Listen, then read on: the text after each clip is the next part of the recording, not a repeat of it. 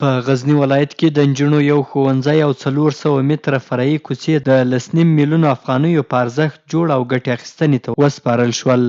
د غزني ښار اړوند د خاک غریبا په سیمه کې د غزني ملي پیوستون له لوري د شاوخوا 9 میلیونه افغانیو په لګښت د نجونو یو ښوونځی جوړ او ګټې اخیستنې ته وسپارل شو. په غزني کې د ملي پیوستون د پروژې ولایتي مسؤل پاینده خان امزخیل وایي په پلان کې لري چې په راتلونکي کې به د غزني په ډیری نورو سیمو کې هم ګڼ ښوونځي جوړ او ګټې اخیستنې ته وسپاري. 12 صنفونه لري، 15 سیټه تشنابونه لري او یوه حلقه څاه ده او 15 متره دیهاتي دیوال ده. تقریبا د دغو تر 9 میلیونه افغانیو پورې بودیجه پرې مصرف شوې ده. 2000 شاګردانو ګنجایش لري او 5400 کاري ورځې ماهر او غیر ماهر کارګرو ته مهیا شوي دي او تکلیف د دغه ښوونځي د ګټې اخیستنې په مراسمو کې چې د سیمې د خلکو لخوا نیول شوي وو، یو قومي مخور وویل خوښ دی چې په سیمه کې د نجونو لپاره ښوونځی جوړ او ګټې اخیستنې ته سپارل کیږي. نوموړی وایي چې د غزني د پوهنې د ریاست له مسؤلینو څخه غواړي چې د دې ښوونځي د ښوونکو تشکیل پوره او د دې ښوونځي سره د همکاري وکړي. گردش تعداد داخلی ای که برای خود معارف معلوم است حدود 1200 چند نفر است.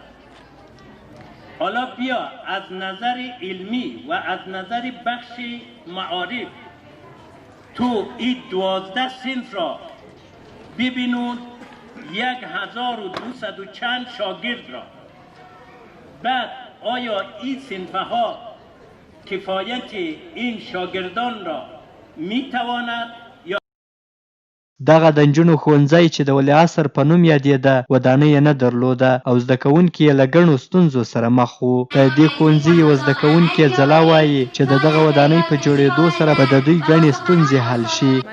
مخکې له دې چې دا ودانۍ نه وه ډېر مشکلات وو، یعنې ډېرې ستونزې به یا وخت د بارانونو په وخت کې یا د واورو د بارانونو په وخت کې هغه وخت موږ بیرون کېناستو، حتی خیمه هم موږ نه لرله چې پکې کېنو او ډېرې ستونزې وې او د دې ودانۍ په جوړېدلو سره یو څه ستونزې حل کېږي، خو بیا هم شاګردان زیات دي، هغه ټولې ستونزې نه حل کېږي، خو بیا هم تر یو څه حده ستونزې حل کېږي. د غزني د پوهنې ریاست د نشراتو مسؤل شفیق قاریزاده وایي چې د غزني د پوهنې ریاست ته 14 نور ښوونځي هم د اقرا برنامې له لوري سپارل شوي دي. دغه ښوونځی 12 درسي خونې لري چې په یو وخت پکې 2000 زده کوونکي زده کړې پکې کولای شي.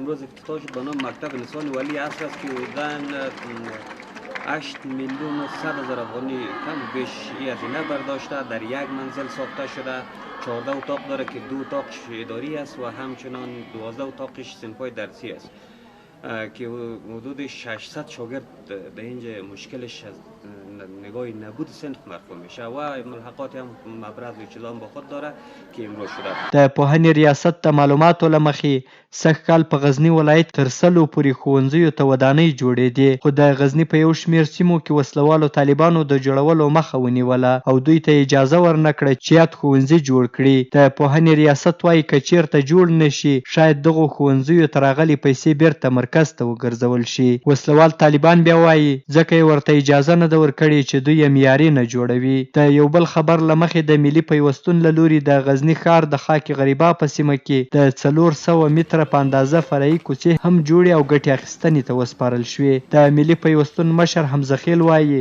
چې په دې کوڅو باندې 1,400,000 افغانۍ لګښت راغلی. غزني یو د هیواد د هغو ولایتونو څخه ده چې ډیری ښوونځي ودانۍ نه لري او زده کوونکي یې تر شنه اسمان لاندې زده کړې کوي.